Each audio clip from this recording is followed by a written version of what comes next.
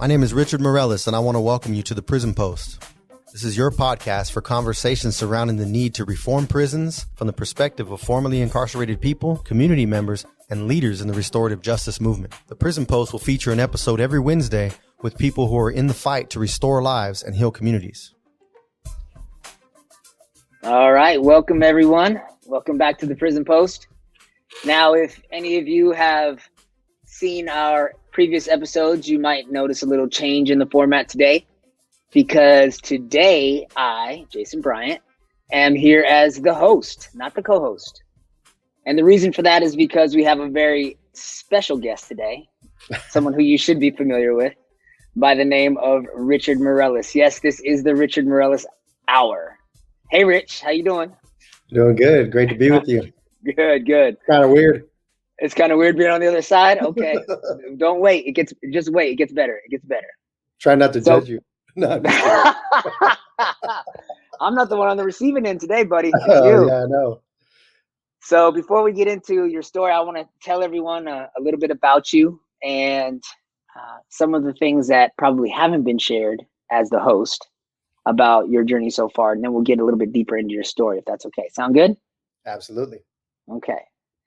So Richard is a dynamic public speaker and an expert communicator with advanced leadership and communication certifications with the world-recognized Toastmasters International. This is actually a speaking club, that he helped to found at CTF Soledad way back in, what year was that, Rich? 2011. 2011. Great. He's also a certified career coach, having graduated under the tutelage of master coaches Christina Lee and Dr. Yvette Hall of Paradigm 360 LLC. He's an inspiring leader and powerful orator who delivered over 60 transformational coaching seminars and workshops. Richard possesses the uncanny ability to capture a room's attention while conveying impactful messages to any audience. Having spent over 20 years inside of the California Department of Corrections and Rehabilitation, Richard made abundant contributions as a co-founder of the Inside Solutions think tank and lead intern for the CROP organization's programs offered within the correctional institution. Richard graduated cum laude, which means with honors, with a Bachelor of Arts in Healthcare Management from California Coast University. He's currently only a few classes away from his MBA. He has an advanced certification as an alcohol and other drug counselor, AOD for short, KDAC 2, to the recovery community. He's a graduate of Initiate Justice's Institute of Impacted Leaders and has spoken as a criminal justice reform advocate at the California State Capitol on 4 separate occasions. Richard is also the only known incarcerated person to earn the status of associate trainer from John Maxwell's Equip Leadership and its Million Leader Mandate. I want to hear about more about that a little bit later, Rich. After being found suitable for parole at his initial board of parole hearings, Richard was released on March of 2019. Today, he serves as the Director of Communications at the CROP organization and the host of the Prison Post podcast. Except for today, I'm the host today. That's right. He speaks at churches, recovery groups, and trains transformational and empowering seminars and workshops for public and community colleges. Welcome to your show, The Prison Post, Richard Mireles. Absolutely. Thank you for having me. Yeah, well, I don't know if I have much say-so in it, but I'm glad you're here. We'll get all the crop guys here. Me and you, Okay. Don. That's And right. we'll get Ken and Matt and Ted to go, and maybe awesome. Damani and Carrie. Yeah, we got to hear those stories. So that's great. And you know they say leaders go first. So today's your opportunity to be in the, we're not even gonna call it the hot seat, because it's not hot. It's like it's the warm seat, because it's an inviting space for people to share their stories and talk about their transformation and the work they do. Absolutely. And one of the things that I think our listeners, our viewers haven't had an opportunity to do yet is learn about your job outside of the Prison Post. This is which episode is this?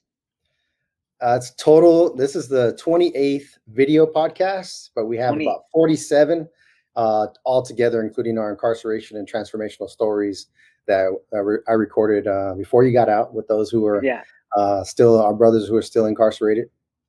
See, the fact that you know those numbers, it proves why you're the better host right there.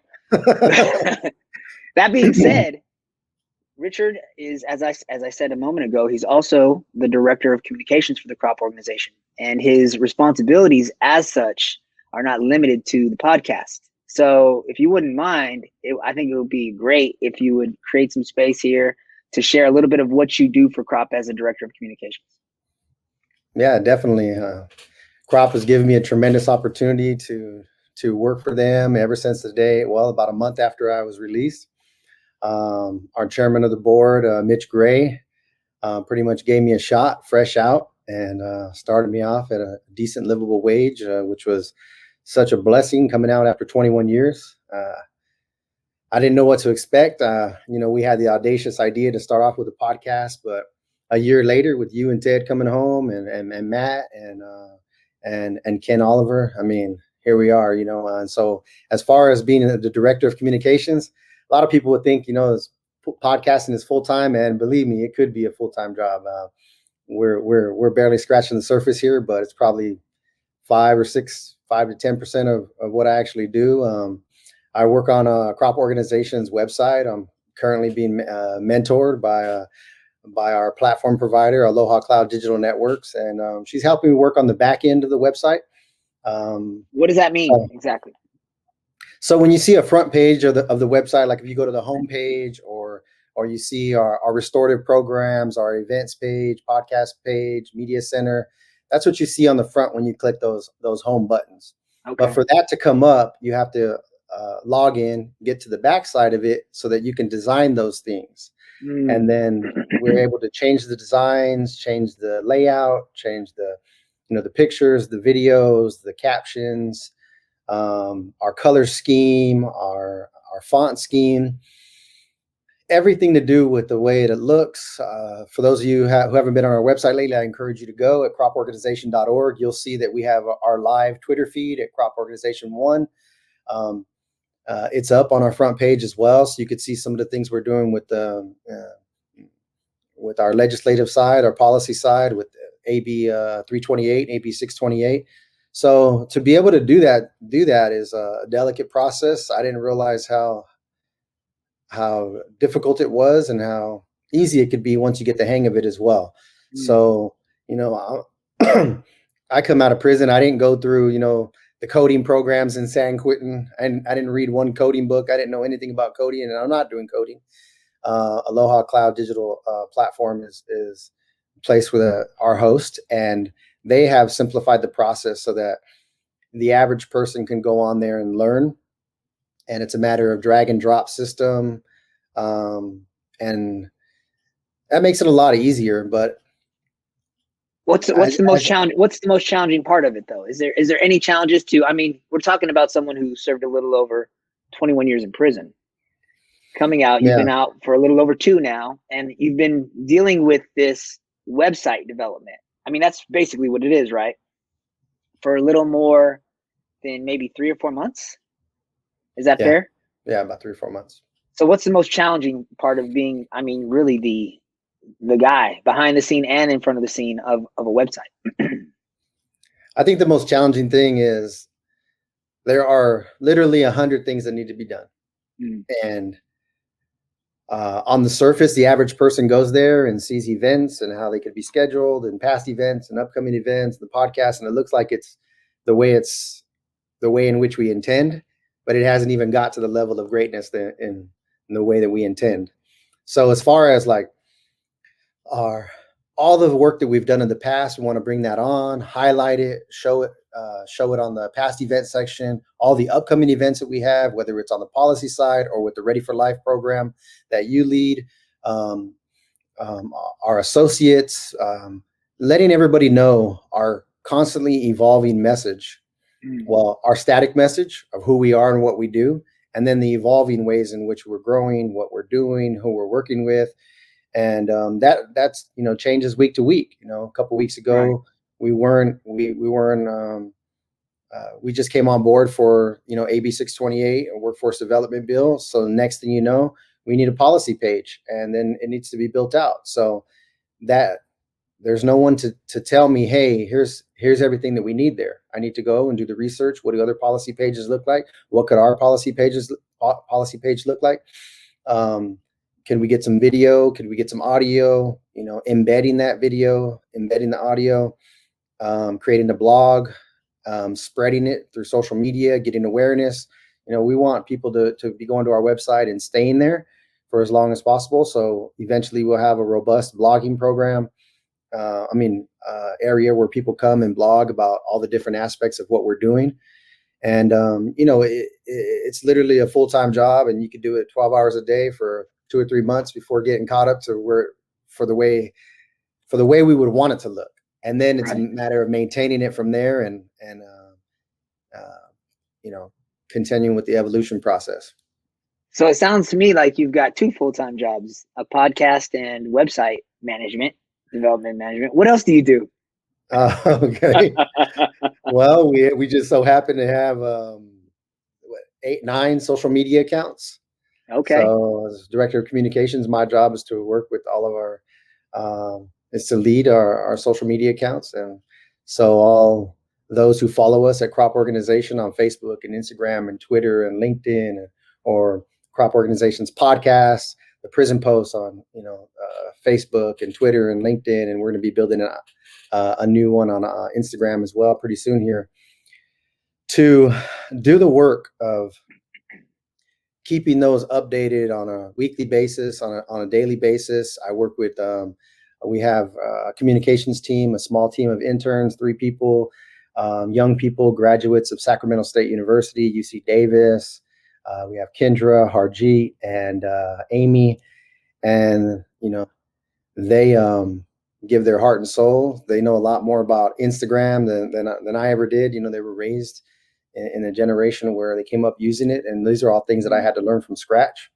So we talk about it. We get on our Canva accounts. We design our posts. We come up with our captions based on what represents crop well, and we have team meetings twice a week on Zoom, and we build. And just recently, like when another thing that needs to go on with social media is when we joined as a director of communications. Whenever we sponsor a bill, co-sponsor a bill, become a part of a coalition for bills. So with AB 328, we joined Jan Court, who was Assembly Member Chu's chief. I forget the term, but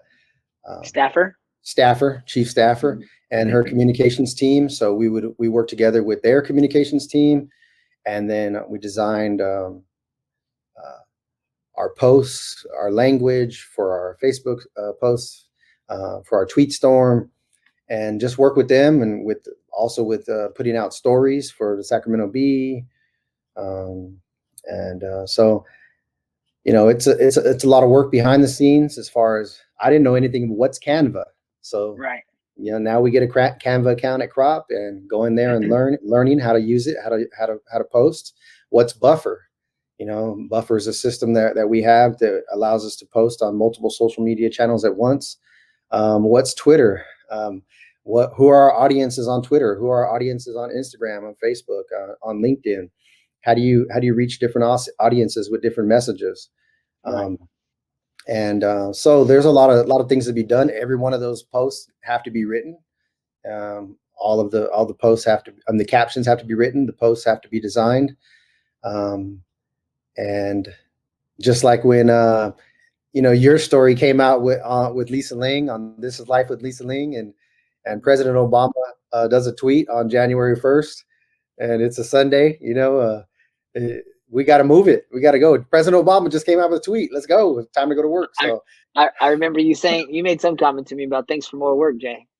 Well, I remember it was a Sunday morning, first of the year, having some coffee in the morning, just having a nice conversation with someone.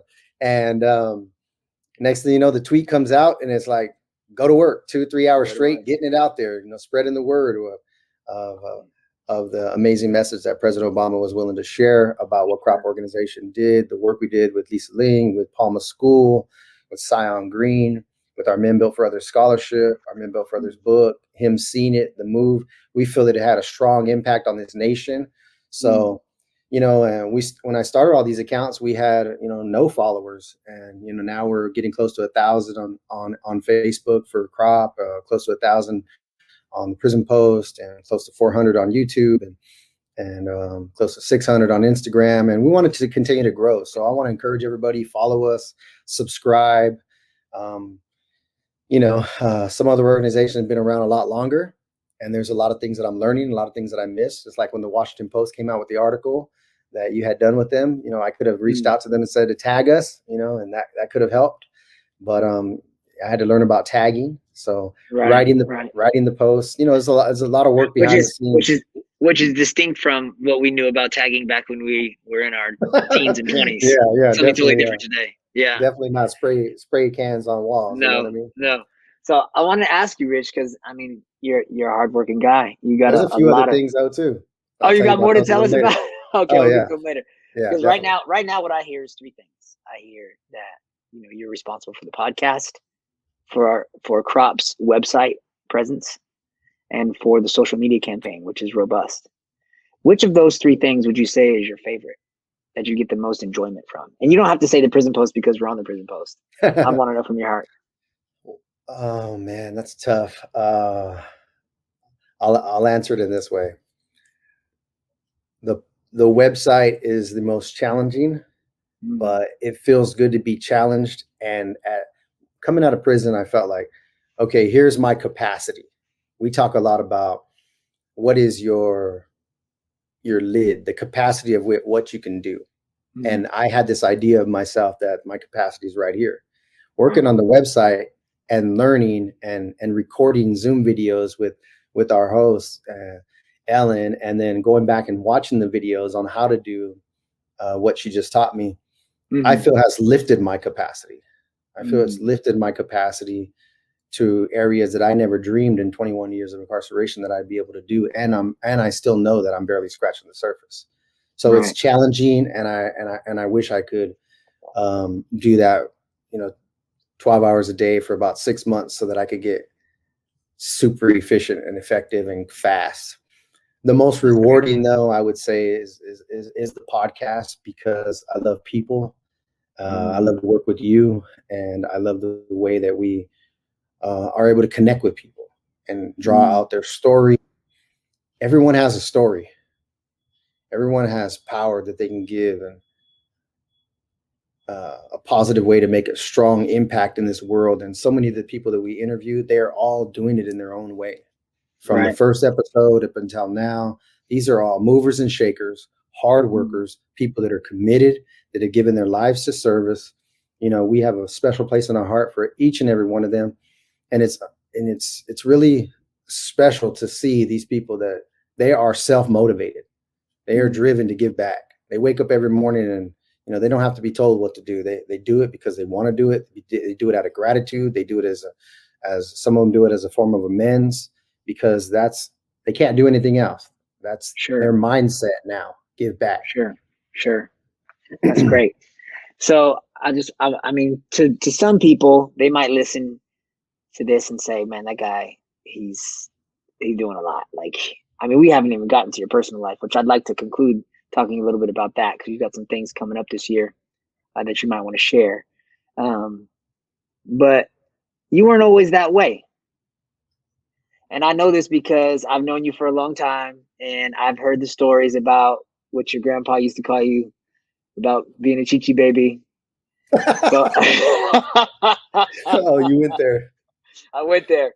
So if you wouldn't mind, I'd like to take a trip back. I want to take a trip back to Little Rich. Let's go. And share with us, how you ended up in prison, like the thinking, the habits you had, and then we'll talk about how you made that transformation and that switch went off where you said, I'm gonna be a man of value, a man built for others. And I would really appreciate you sharing that story, because I think there's incredible value in it.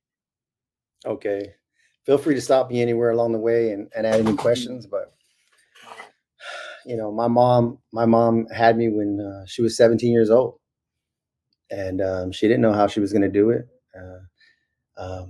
She didn't have all the means in the world, but she made a commitment to God that I'm going to raise this son.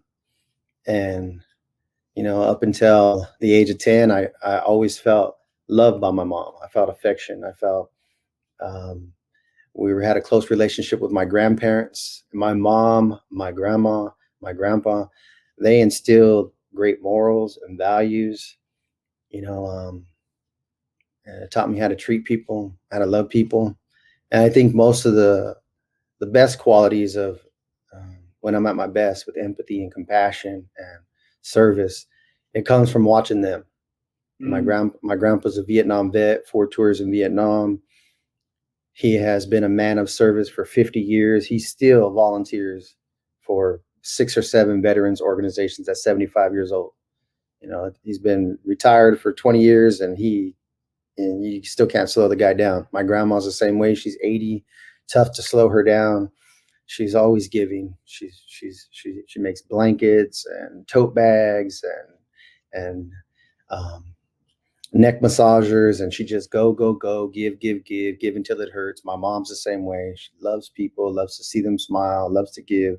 So I felt super loved. And along the way though, something about my grandpa, why he'd call me Chichi Babe, because when I was probably up until the age of 12 or 13, who knows, maybe any chance that I could stay the night at their house, my grandparents' house, early in the morning, I'd go crawl in bed with my grandma and nuzzle right up, in her bosom and in her neck. And, I was Grandma Nana's boy and Mama's boy. So, my grandpa was always like, how long you gonna be, how long you gonna be doing that? Get outside. Let's wash these cars. Let's make do some work. he was trying to teach me some lessons. So all those lessons that he were teaching me, they were in me, but I didn't start applying them until later in life. I remember my grandpa giving me that nudge at 4:30 in the morning, and he'd say, Hey, Rich, you gonna sleep all day? Are you gonna sleep all day, Rich? And I remember opening my eyes and looking at the window to see, like, what time is it? And it would still be dark outside. And I was like, what time is it? He says, it's time to get up. It's time to get up. You're not going to have your Nana in your life all your life. You got to make breakfast. And so then he would want to get the cars done. He'd say, let's go wash all the cars before it's noon, before it gets hot. That way we can go do what we want to do. He was the one saying, do what you have to do so that you can do what you want to do. You can pay now and play later, or you can play now and pay later. What do you want to do? And, if I would have taken and listened to his advice and my Nana's advice and my mom's advice, I probably wouldn't have went to prison. But somewhere along the way, after in 6th grade, started hanging out with the wrong crowds and drinking, smoking weed, and pretty much all throughout junior high and high school, just continued to head down that path. And I was a decent student, and I always heard the terms, if you would only apply yourself.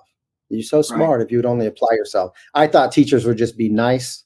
I thought they were just, I didn't think they were being honest. I thought they were being nice and saying what parents and teachers were supposed to say. What was what would you say was the source of the temptation? I wanted to fit in. I wanted that acceptance, affection, attention. Right around the age of 10 and a half, my mom got married to a guy that I don't think that I think he was a good man in a lot of ways. He had 4 daughters, never raised a son. And I just never connected with him. A lot of it was my own rebelliousness. And he had his flaws too. And I don't need to spend a lot of time harping on them. But one thing that happened to me for about 4 years there was I felt that love, acceptance, attention, affection that was common, was part of our family for so long. I felt that was being stripped away and I was being pushed aside. And that probably wouldn't be my mom's story. And my mom was in her late 20s and nobody gives anybody a parenting manual. And she was doing the best she could with what she had. And she loved me. And so she was finding her own way as well. I don't blame her, or I don't blame him anymore. And but at some point I just said, you know what, I'm going to seek out. I made my own choices, seek out attention and affection and acceptance in the wrong crowds. And I continue to do that all throughout high school. Yeah, they say that. I think they say that the best parents do the best they can with what they have. Yeah, definitely. Right? So Yeah, and I can look back now and definitely realize my own part. But during that time, the guys didn't say "I love you," "Merry Christmas," "Happy Birthday," wasn't a hugger and all those things, and I just took that as rejection. And maybe it had nothing to do with rejection, but it had to do with the way he was raised, sure. and his own trauma and his own limiting beliefs and those types of Sure. things. So I didn't know that at the time, and the way I interpreted it was, you don't like me, you don't want me around, so screw you. I'll be rebellious and I'll make your life miserable. And but I think the real the moment of really going downhill was halfway through my senior year, being invited to use methamphetamines for the first time. And there was a friend who asked me to use with him.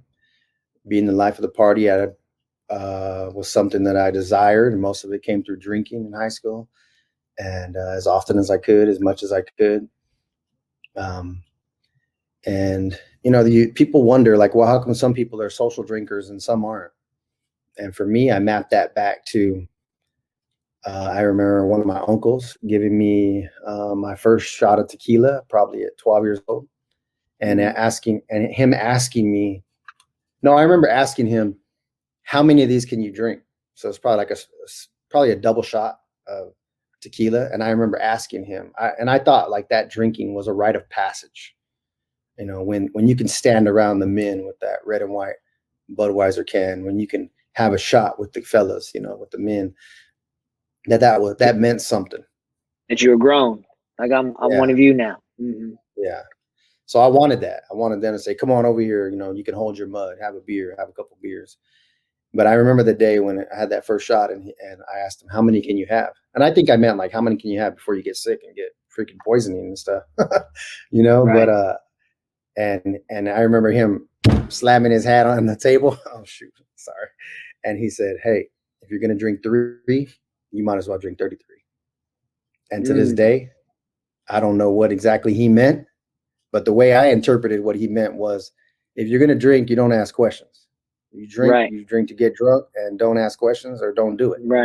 Right. So as often as I can remember, my mom would say that too. How come you never became a social drinker?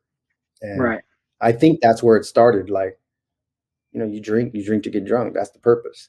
And, I never understood the people who would say, "Oh, I'm starting to feel it, I'm going to go pour it out." So, like I'm going to stop. Right. Yeah, that doesn't make sense to me. Right. No, definitely not. So, that's why, June 10th will be 21 years for me with no alcohol, no drugs. And that was the last time I drank in prison. June 10th, threw up all over the place. And I just realized that even then, when I experimented with it in there for a time, that as soon as I started going, I just kept going. So I think if I started out here, it'd start off and with one or two a night or one a night, and next thing you know, I'd probably be doing it every single day after a tough day at work. Let me take the edge off, and it'll probably increase. So what's the point? I enjoy who I am sober. I like my sobriety, and there's other ways to deal with the stressors of work or relationships in life, and I feel pretty happy overall. Especially having friends like you. So I appreciate that. Yeah, I mean, you're one of the main ones that I call when I'm going through. I have my own. I guess I have my own intoxicating effect. Oh boy! Oh, don't flatter yourself, buddy. No, that was a joke. I know. I'm just kidding. But yeah. I do want to ask you a serious question, though, Rich. So when you committed your crime and you were sentenced to life in prison, because you're sharing with us about your mom, your grandparents, the love that they instilled in you, the values they poured into you. How did they receive the information that their son, their grandson, was going to be sent to prison for life? I think they were devastated. I think they were heartbroken. I think they felt helpless. There was nothing they could do for me. They needed to let me go, hit rock bottom, bump my head. They didn't expect Nobody expected a life sentence. Nobody in my family's ever been to prison.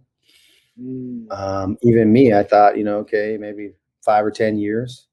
It's the 90s and giving people life like candy.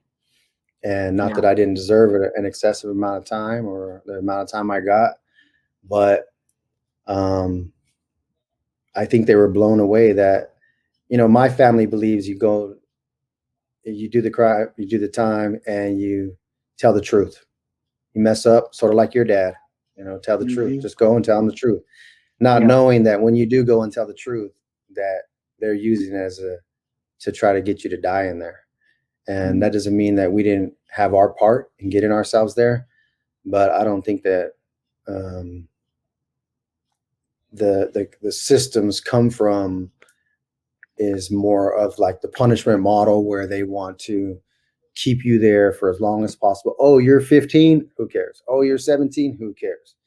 What matters is let's throw him away for as long as possible because he's irredeemable. And our family members know that everybody's redeemable. They know that anybody can change. And so to hear that amount of time was probably devastating for them. And I don't think I got a visit from 1998 until um, late 1999, somewhere around November or December 1999. Now, were you already in prison by that time, or were you still in county? No, I was in prison in uh, December of 1998. Okay. So I spent from August of 98 until March of 2019. All right. So, and you had never been in any type of like incarceration or anything like that prior? I had one misdemeanor prior, Mm. and I got a 15 days in the county jail. Okay. That's all. That's all I had as far as arrest history. So you were 20 years old when you committed your crime and were sentenced to life in prison. And tell us a little bit about your initial experience.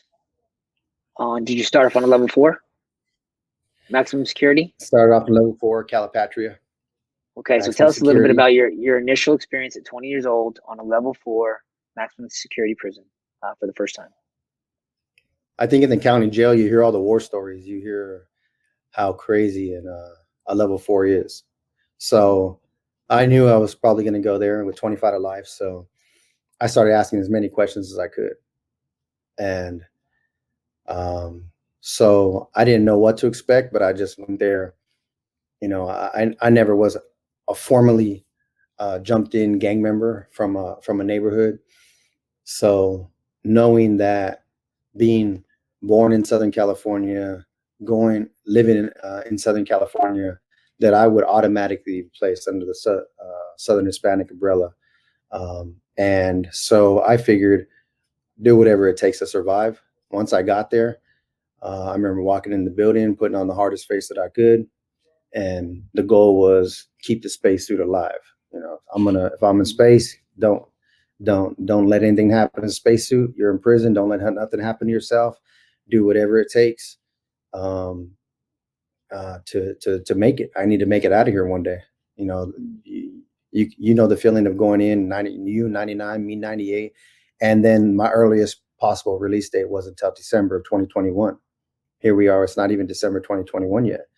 So looking out that far ahead, it just seems like an impossibility, but something that God created in us, I think, is meant to survive, to be resilient, do whatever it takes. And so I was terrified, but I just tried to keep it inside and not let it be seen on the outside. And that was the first prison where I saw murders take place. I had never seen anybody murder on the outside, going in, attempted murder, home invasion, first degree burglary, litany of felonies for my life offense. But then going to a level 4 and seeing somebody just killed in cold blood on the yard. And the crazy thing is they had video cameras on that yard and all 5 buildings, 180 design. And they literally put the yard down. Everybody's laying on their stomach. Go watch the video, see who the person was who done it. Took the body off, took the person off the yard. And then I heard resume yard. Mm. And that was, it wasn't a racial incident because, it would have been locked down on something like that. But they took it as a one-on-one thing and said, wow, they just put the yard back up after this guy just stabbed him. I didn't know that he was dead, but it certainly looked like he was in trouble. Right. And so I knew that was a place where you could lose your life. It was serious business. When did you come to the realization that you didn't want your life to be just that? That's a great question. I initially was, like Ted says, go along to get along, do whatever it takes. So I had a cellmate who was one of the shot callers on the yard. He was, as they say, under the Southern umbrella, one of the members of the mesa, the table, the leadership on the yard. And he was selling heroin and cocaine and methamphetamines. And so he had everything you ever wanted in the cell. And I didn't. So one thing I learned early on, he was the one that, as they say, gave me my schooling. You need to have a hustle. What's your hustle? You got money coming in? No. Okay, you need to have a hustle. I can't just support you and feed you. You're a young guy. Learn how to draw. Learn how to do something. So I wasn't a drawer. I wasn't a sewer. I wasn't going to do laundry or iron people's clothes. So I learned how to make alcohol. And by the time he taught me, probably every 2 weeks, I'm making 3 to 5 gallons, selling weed, selling some of it for weed, smoking with him. He's bringing in heroin, cocaine, meth. And for the first time, I got introduced to using needles with him. And he asked me if I wanted to get high. And he slammed me for the first time in my life with a big dose of heroin. And I felt what that was like in a prison cell for the first time. And pretty much every time he asked me, yes, it was an escape. That's part of the reason why I did it. It was an escape from prison, the ability to feel a high that inside of there and numb the pain of what my reality was. And it was also for a way that I thought I would fit in to survive. If I'm getting high with you, most likely you got my back. And he had some clout there as well.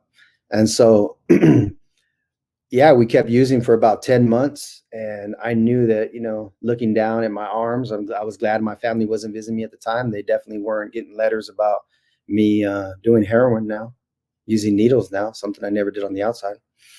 So for me one night we used way too much. We were used heroin and we were on the brink of death. We were doing Belushi's. And I remember him not being able to move on the bottom bunk. This is a pretty big guy, 5'10", 190. And he was saying, don't let me die. Please don't let me die. And in my mind I was thinking, how am I going to not let you die? When I thinking I'm going to die, my heart would go bump, wait like 3 seconds. Maybe it was 3 seconds, maybe it was 2, but boom. And the best I could do was barely lean over the slightest to look down there. And I'd just say, are you okay? And barely being able to talk. And my voice didn't sound like that. I believe that heroin puts that strong frog in your throat. Sure. And I just remember that B.B. King live in San Quentin was live on repeat in the old Super 3s. And he was singing The Thrill Is Gone. And that song was playing over and over. Thrill is gone. And I was thinking, man, here I am, 21 years old, in a level 4 with 25 alive, about to die of a heroin overdose. And my grandma, my mom, my grandpa, my sister, my stepdad, the people that love me the most in this world and have supported me through thick and thin, they're going to find out that their son, their grandson, their brother died as a drug addict in prison with a life sentence. And I had a strong feeling of dying, and I had a stronger feeling that I had failed them. I had failed society. I had hurt and harmed so many people, that I was a complete failure, that I had failed myself, that all the good things that I had accomplished, graduating from high school or joining the Air Force, becoming an electrician, that I had flushed it all down the tube for drugs. And here I am, I'm going to die. So in that moment, I just called out to God in the realest way that I ever had in my life. And I said, God, help me. I don't want to die as a drug addict in prison. If you can change me, get me out of this level 4, help me get my points dropped so I can get to a level 3 where there might be some programming, start fresh. Help me to tell this guy tomorrow that I'm not using ever again. And, help me, save me. I believe in you. I was a person who used to say that I didn't believe in God. I was so-called atheist. And really that was just pride and rebellion and not wanting to admit what I really believed. And when I was alone at night, I definitely called out to God. But all the pride and rebellion and hatred for religion led me to tell people that. But in reality, I wanted God. I knew that I needed to really change, and nothing else had worked. And so I just asked God to save me and change me. And the next day I told my cellie, I'm not using it ever again. He's like, yeah, right. And he didn't believe me. And he continued to do his thing, use heroin for another 8 years before he surrendered his life finally. And so the last thing I would say is that was the beginning. That was the beginning for me. So now, we've spoken a lot about the work that we did together. Me, you, Ted, Matt. But there's really 19 years of your 21 years of incarceration. There's 19 years of transformational work that you were engaged in, not only spiritually, but also with the development of groups. I spoke a little bit about Toastmasters. You also founded CGA and were instrumental in several other groups and self-help opportunities. Which of those engagements over the 19 years of work you did inside of prison stand out to you as the most valuable, and why for you? I think it was working with you guys with Jesse Bonderman and Cornerstone Project. They were the best of all groups in there. And we took their stuff and put it on steroids and created our Quest program and continue to do these workshops on the inside with Hartnell College, with others of our brothers that are incarcerated with us. And the reason why it's about hyper responsibility. So many people want to take people through programs where, they use the trauma to kind of excuse behavior. And it's two things that are going on. One, the trauma is real. We had trauma. There's a lot of things that most people could talk about while they were growing up. That's real. That needs healing, therapy to be addressed. But there's the other side of it. Let's not use that trauma as an excuse to justify our criminality.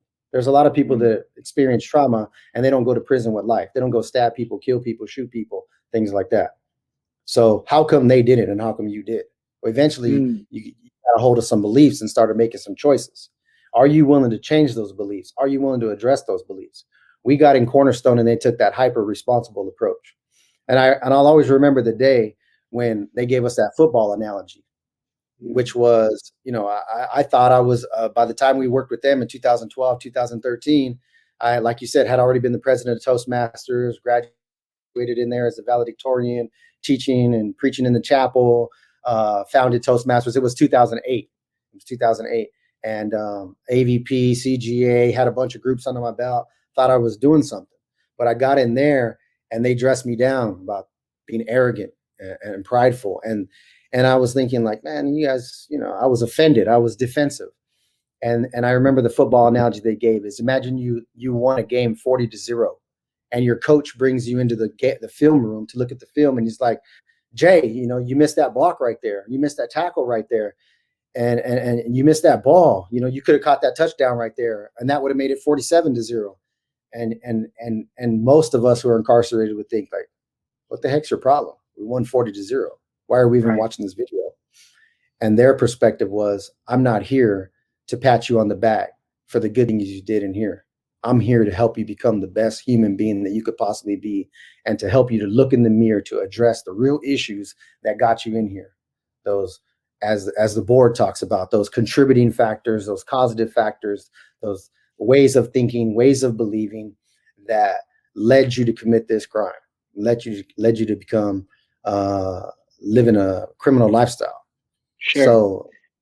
So to this day, that hyper responsibility, you said it before in our Ready for Life training recently, the problem is always me. What if the perspective that you lived your life by was the problem is always me? Most people would hate that perspective. The thing, like, the problem is not always me, the problem's everybody else. Don't you get it?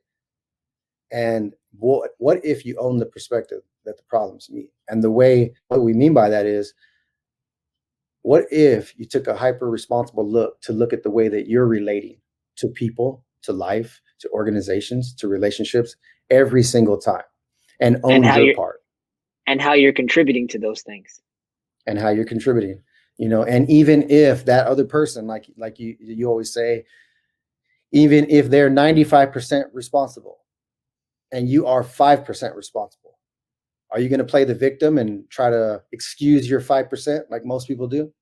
Or are you going to come humbly and own your contribution to what you did or did not do with that 5%? And most people are unwilling to do that. From my experience out here, Sure. So many people are willing to end relationships, lifelong relationships, family relationships. Why? Over something so petty, because they're unwilling to own their part.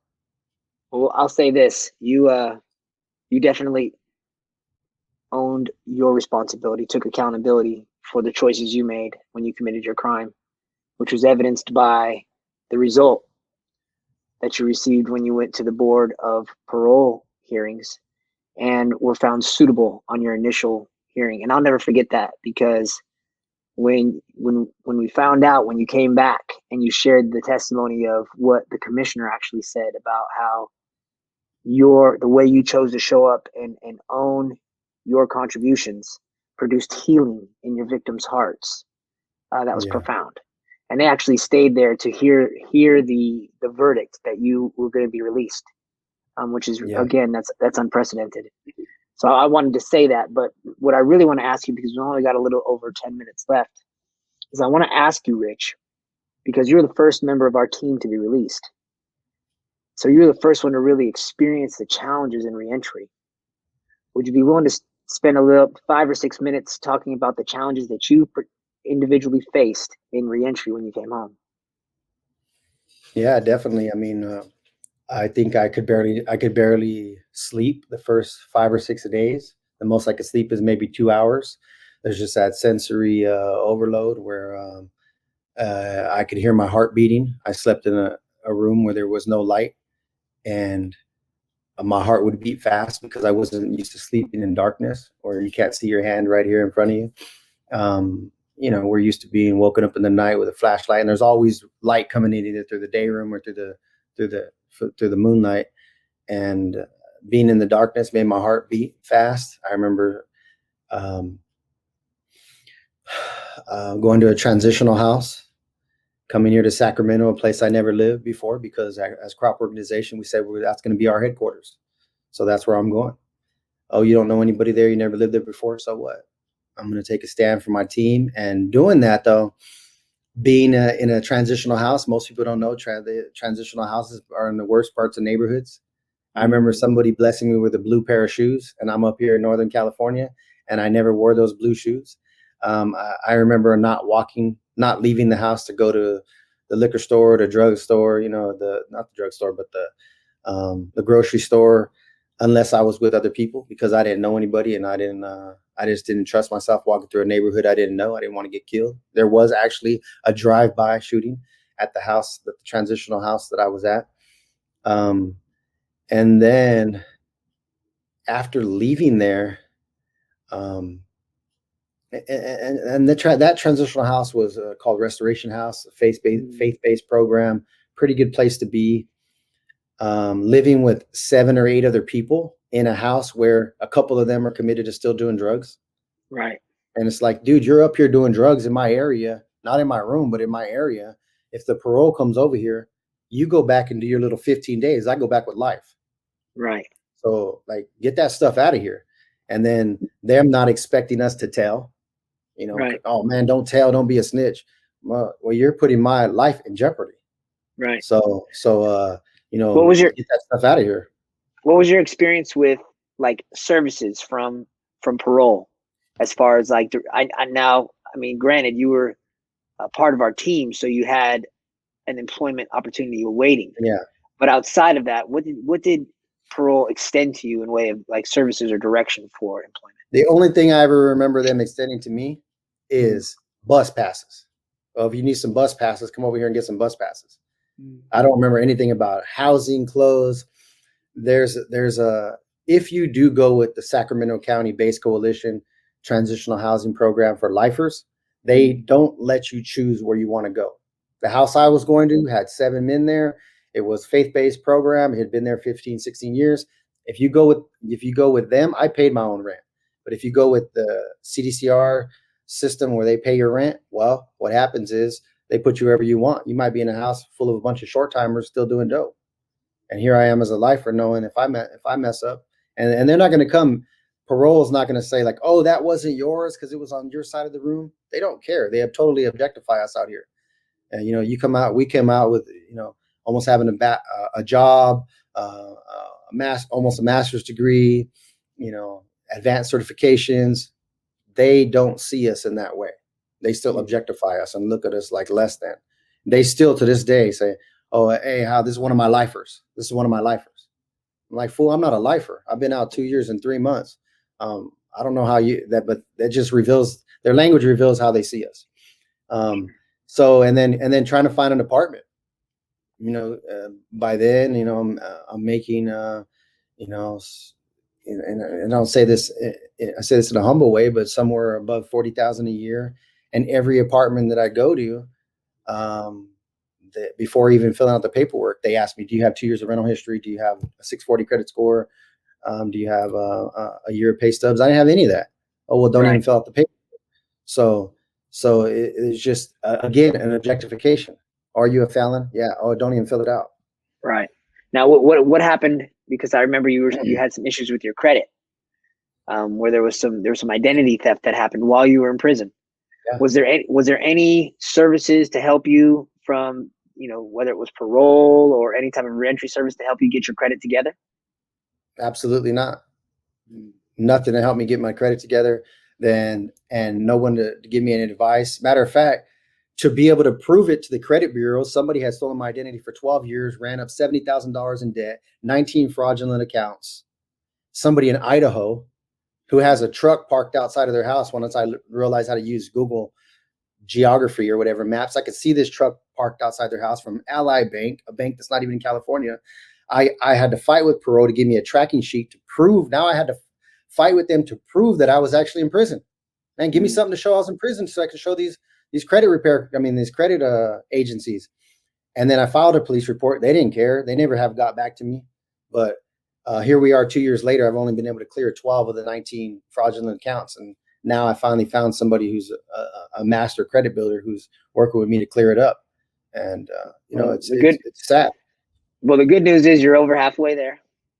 Yep. And I mean, I say it tongue in cheek because the reality is that if you didn't have that responsible perspective, if you didn't have that resource in how you were relating to situations, you might have thrown your hands up a long time ago. Yeah, I'd give up. But you haven't. And I don't give up. I don't quit. That part. So, you're a remarkable human being, Richard Mireles. And the last question I want to ask you is, what's next? What's next for you?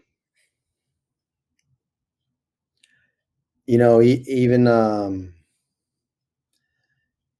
working with you with the Ready for Life program, our associates going through our leadership development, digital literacy, financial literacy, training, ultimately for our associates to get careers in the tech industry. I have found, we're working from 5:30 to 9:30 at night. You stay on from 7 all the way the whole time. I get off at 7:30 after the leadership development. I have found that time rewarding. The ability to spend my life. Yeah, sometimes we work 60-hour weeks, maybe more, sometimes less, but it's rewarding work on things that we have built, things that we've been talking about doing for a decade in there as brothers. And now to be out here and doing it, we didn't even envision half the stuff that we're doing now. We thought we had a big vision and we're walking around as visionaries. We barely even touched 15, 20% of it. And so, yes, it's hard, but it's necessary to make an impact, to impact social justice, to impact financial justice, to impact criminal justice reform, to impact restorative justice. This is work that I've come to love. When I can see that aha moment in one of our brothers and sisters who were formerly incarcerated, who didn't believe that they could do more than work in the kitchen or work in construction, and who are overwhelmed by being parents and living in poverty, to see them when we work with them come to humanize their own selves and believe that they can interrupt their limiting beliefs, that they can believe and achieve new things that they never imagined before. And not in a positive thinking kind of way, but in a positive thinking plus positive action kind of way. To see the lights come on and realize that real transformation in my thinking is possible. There's no greater feeling than that, other than the deep experience of being in love or the love of God. So why not just keep doing that? I want to continue to grow my skill set in website development, my skill set in podcasting. We work with Nate Darling. I'd love to go through his mentoring and his training that he offers at his podcast studio at Darling New Media.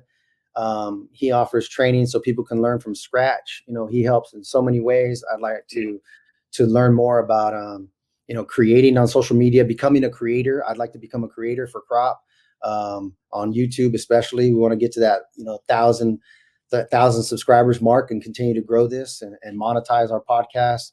There's so much more for us to do. And, it just takes more time, man. Time. So all I've got to say is watch out, Joe Rogan. Yeah, we'll get there. I watch him. Any spare time I get, I'm watching Joe Rogan. I'm watching YouTube videos. Mitch Gray told me early on, he said, if you have something working with Crop Organization regarding finance, talk to my wife. If it has something to do with legal, talk to our attorney. If it has something to do with financial or money, accounting, talk to Dale. But Rich, he told me, don't call me until you have YouTubed it, Googled it, find out, use your tools. He got me Podcaster's Paradise, and I now YouTube everything, Google everything before even going and asking people those questions. Get that entrepreneurial mindset, he said. And so I've watched thousands of YouTube videos to learn, and that's what I encourage my incarcerated brothers and sisters to do who may be watching this eventually, is get out here, YouTube and Google everything. Google's your friend, YouTube's your friend. Figure it out and use a no excuses mindset like Crop. Take full and complete responsibility for what you did, what you caused. Take responsibility for your future. Own it and own your future. If it's going to happen, you're going to make it happen. The last thing I'll say is in October, I'll be getting married. Yes, and I'm super excited to be marrying the love of my life, my soulmate, my beautiful queen, Brenda. Just super in love, and that feels so rewarding to find somebody who supports not only me but Crop, our work, and our relationships. Well, congratulations, Rich. And I would ask you to plug where people could find you, but considering you're the host of the podcast and the host of our website, I'm going to assume that they know. Yeah. So thank you so much for being with us and sharing some of your testimony, Rich. This has been another episode of the Prison Post, and we look forward to you all joining us on the next episode. Peace. Thank you for listening to the Prison Post, a production of the Crop Organization. We'll be sharing more stories from the world of prison reform and restorative justice, so please join us. You can listen to the Prison Post on all major podcasting platforms. Subscribe to our video cast on YouTube and like us on Facebook at The Prison Post and at Creating Restorative Opportunities and Programs.